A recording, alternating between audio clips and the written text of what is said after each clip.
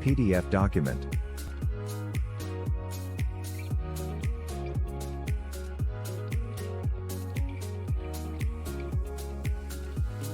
And go to Tools and select Use a Certificate and select Digitally Sign.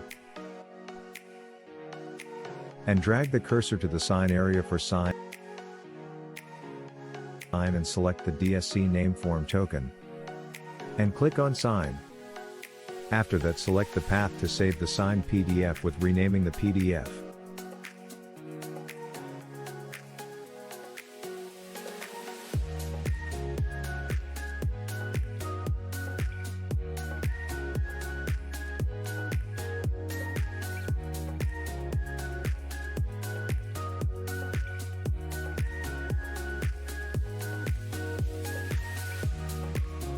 If you don't have the Adobe, follow the steps to download the Adobe Reader from Chrome browser to your computer.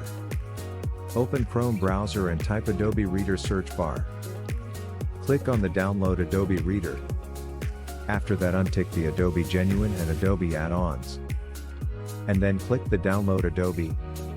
After downloading, install the Adobe Reader.